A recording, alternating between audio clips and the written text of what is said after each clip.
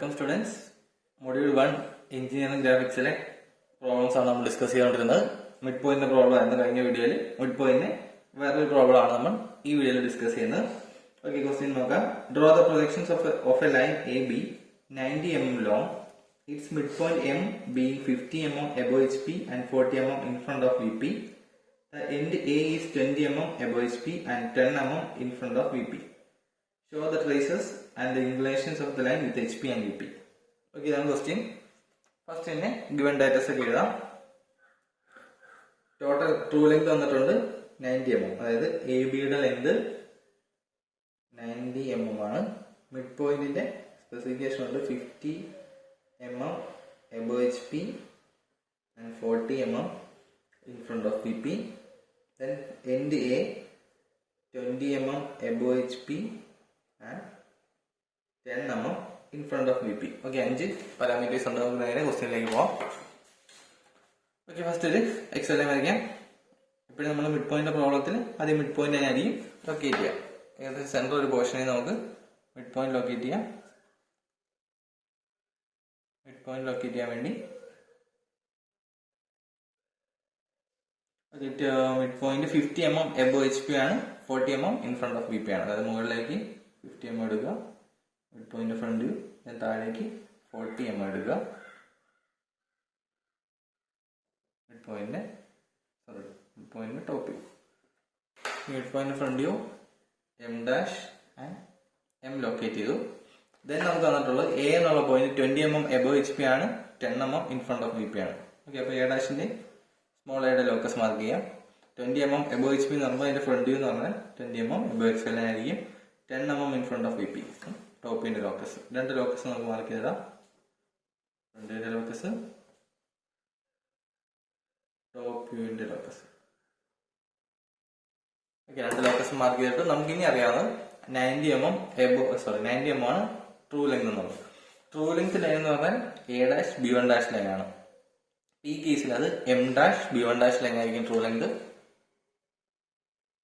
Okay, അപ്പൊ നമുക്ക് M dash B1 ഡാഷിന്റെ length ആണ് നമുക്ക് അറിയാവുന്നത്. അതുപോലെ M ഡാഷ് B1 ഡാഷ് എന്ന് പറഞ്ഞാൽ 90 mm ഹാഫ് ആയിരിക്കും. അതായത് 90 mm ഡിവൈഡ് ചെയ്യുന്ന M ഡാഷ് B1 ഡാഷും അതുപോലെ എ ഡാഷ് M1 ഡാഷ് അതാണ് നമുക്ക് അറിയാവുന്നത്. അപ്പൊ A dash M1 dash length എന്ന് പറഞ്ഞാൽ 90യുടെ ഹാഫ് ആയിരിക്കും, 45 ആയിരിക്കും. ഇത് രണ്ടും 45 ആയിരിക്കുമല്ലോ. ഓക്കെ, അപ്പൊ നമുക്ക് M ഡാഷ് ഉണ്ട്, എ ഡാഷിന്റെ ലോക്കസ് ഉണ്ട്, M ഡാഷ് എ ഡാഷിന്റെ ലെങ്ത് ഉണ്ട്. എ ഡാഷ് അല്ല, A1 ഡാഷ് ട്രൂ ലെങ്ത് ആണ്, A1 ഡാഷ് ആണ്.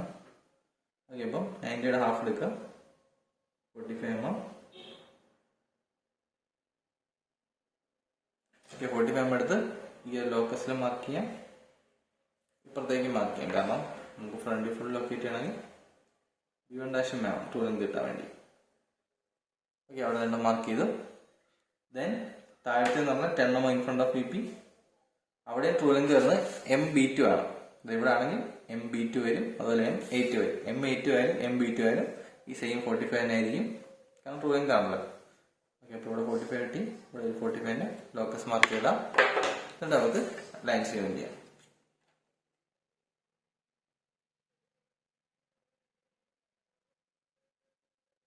ഇപ്പം നമുക്ക് ഫ്രണ്ടിലെ ട്രൂ ലെങ്ത് ലൈൻ കിട്ടി, A1 dash, this one will be B1 dash.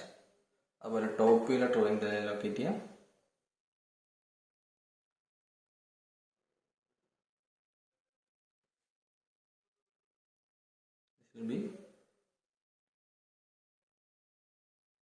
Top വ്യൂയിലെ ട്രൂ ലെങ്ത് കിട്ടുന്നപ്പോഴും 2ലാണ്, അതായത് M ആണെങ്കിൽ ഇത് B2 ആണ്, ഇത് A2 ആണ്. ശ്രദ്ധിക്കുക, ഇത് രണ്ടും സെയിം ലൈനിലായിരിക്കത്തില്ല, ചെറിയ ഡിഫറൻസിലായിരിക്കും വരുന്നത്. ഓക്കെ, അപ്പോൾ A1 ഡാഷ് B1 ഡാഷ് കിട്ടി, A2 B2 കിട്ടി. അതായത് ട്രൂ ലെങ്ത് എല്ലാം നമുക്ക് കിട്ടി. ഇവിടെ ശ്രദ്ധിക്കുക, M ഡാഷ് B1 ഡാഷ് ഉണ്ട്, ഇങ്ങനെ നേരെ താഴെ ആയിരിക്കും B1 വരിക. അതായത് എമ്മിന് നേരെ വരുമ്പോഴാണ് B1 കിട്ടുക. അതായത് ഇവിടെ M ഡാഷ് B1 ഡാഷ് ഉണ്ട്, അത് നേരെ താഴെ മാർക്ക് ചെയ്യണം. എമ്മിന് നേരെ വരുമ്പോൾ B1 കിട്ടും. സെയിം പ്രൊസീജിയർ ഇവിടെ ചെയ്യാം. എ ഡാഷ് അല്ലെങ്കിൽ M ഡാഷ് B1 ഡാഷ് ഉണ്ട്, നമുക്കിവിടെ എമ്മിന് കൂടി ഹൊറിസോണ്ടൽ ലൈൻ മാർക്ക് ചെയ്താൽ രണ്ട് ഡയറക്ഷൻ.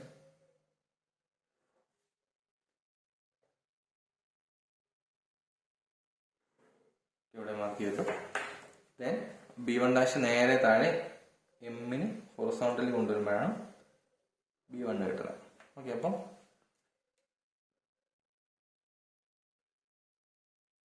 B1 അതുപോലെ A1 എന്നുള്ള പോയിന്റ് നേരെ കൊണ്ടുവരുമ്പോഴാണ്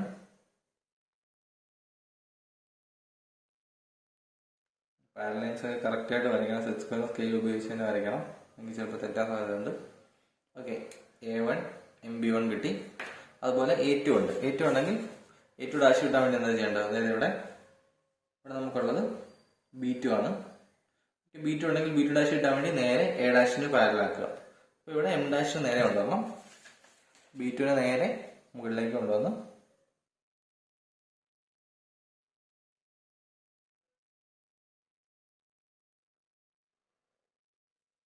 കിട്ടുന്ന പോയിന്റ് ആയിരിക്കും B2 ഡാഷ്. അതുപോലെ തന്നെ A2നെ മുകളിലേക്ക് കൊണ്ടുപോകാം.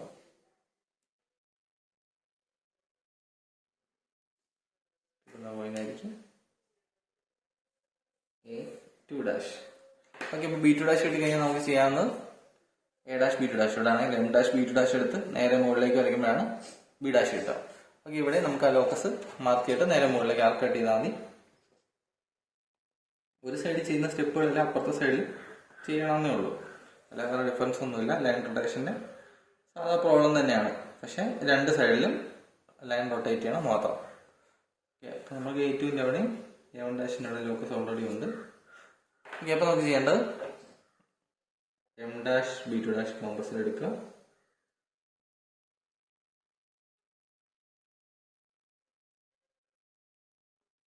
മുകളിലേക്ക് ലോക്കസിലേക്ക് ആർക്ക് വരയ്ക്കാം. അതുപോലെ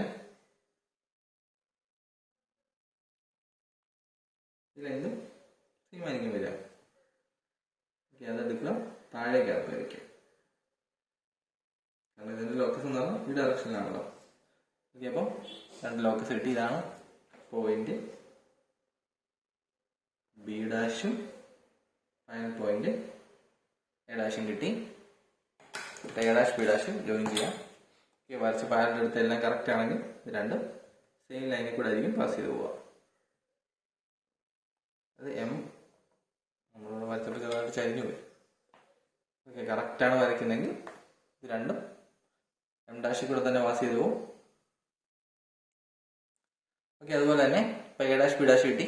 ദെൻ നമുക്ക് ഈ സെയിം പ്രൊസീജിയർ തന്നെ താഴെ ചെയ്യാം.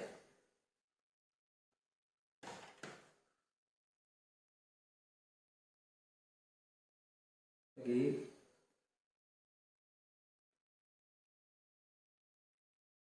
രണ്ട് ലെങ്ത് സെയിം ആണ് വരുന്നത്. ഈ ലെങ്ത് എടുക്കാം, B2ൻ്റെ ആർക്ക് കട്ട് ചെയ്യാം. അതുപോലെ ഇപ്പോഴത്തെ ലെങ്ത് നമ്മളിവിടെ വരച്ചപ്പോൾ കുറച്ച് ഡിഫറൻസ് വന്നു. ആക്ച്വലി കറക്റ്റ് മിഡ് പോയിന്റ് ആണ്, അപ്പോൾ കറക്റ്റ് സെയിം ലെങ്തിലാണ് വരുന്നത്. ഇതെടുത്ത് ഇവിടെ ആർക്ക് കട്ട് ചെയ്തു. ആ ലെങ്തിലെടുത്ത മിസ്റ്റേക്ക് ആണ് നമുക്ക് ആ പോയിന്റ് കൂടെ പാസ് ചെയ്യാത്തത്. ഓക്കെ, അപ്പോൾ A കിട്ടി, B എന്നുള്ള പോയിന്റ് കിട്ടി, AB എന്നുള്ള ലൈനും ജോയിൻ ചെയ്യാം. ഇവിടെ വരയ്ക്കുമ്പോൾ ആക്ച്വലി എമ്മിൽ കൂടെ വേണമായിരുന്നു പാസ് ചെയ്ത് പോവാൻ. അവിടെ നമുക്ക് നമ്മൾ ഈ പാരൽ ലൈൻസ് എടുക്കുന്നതിൻ്റെ മിസ്റ്റേക്കാണ് സംഭവിക്കുന്നത്. കാരണം പാരൽ എടുക്കുമ്പോൾ കറക്റ്റ് സ്കെയിലും സെറ്റ് സ്ക്വയറും ഇങ്ങനെ മൂവ് ചെയ്ത് തന്നെ വേണം പാരൽ എടുക്കാൻ. ഓക്കെ, അപ്പോൾ ഇതാണ് ലൈൻ റൊട്ടേഷൻ്റെ കേസിൽ ഈ ഒരു ഫിഗറിൻ്റെ സൊല്യൂഷൻ എന്ന് പറഞ്ഞാൽ, ഈ ഒരു ക്വസ്റ്റ്യൻ്റെ സൊല്യൂഷൻ. പക്ഷെ നമ്മളിവിടെ ചെയ്തപ്പോൾ കുറച്ച് മിസ്റ്റേക്കൊക്കെ പറ്റി. കാരണം കറക്റ്റ് ആണെങ്കിൽ എയുടെ നേരെ മുകളിലായിരിക്കും A ഡാഷ് വരിക. ഈ B ഡാഷും ബിയും എല്ലാം സെയിം വെർട്ടിക്കൽ ലൈനിലാണ് വരുന്നത്. B ഡാഷും ബിയും നമുക്ക് ഏകദേശം സെയിം വെർട്ടിക്കൽ ലൈനിൽ തന്നെയാണ് കിട്ടിയത്. A ഡാഷും നമുക്ക് മാറിപ്പോയി. അത് ആ പാരൽ എടുത്തതിൻ്റെ ചെറിയ മിസ്റ്റേക്ക് ആണെന്നാണ് വരുന്നത്.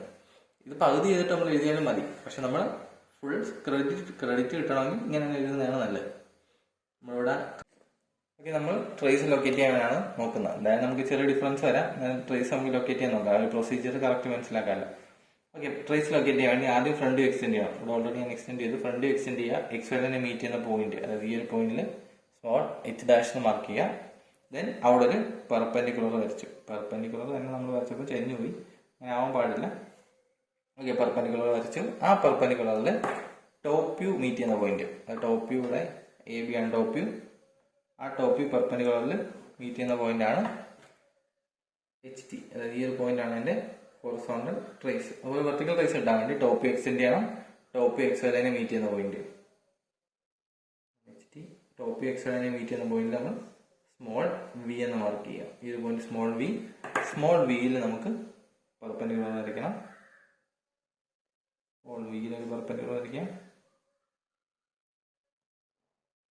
ആ സ്മോൾ വിയിൽ വരച്ച പെർപെൻഡിക്കുലറിൽ ഫ്രണ്ട് വ്യൂ മീറ്റ് ചെയ്യുന്ന പോയിന്റ്, അതായത് സ്മോൾ വിയുടെ പെർപെൻഡിക്കുലർ ഇതാണ്, അവിടെ ഫ്രണ്ട് വ്യൂ മീറ്റ് ചെയ്യുന്ന ഇവിടെ ആ ഒരു പോയിന്റാണ് വെർട്ടിക്കൽ ട്രേസ്.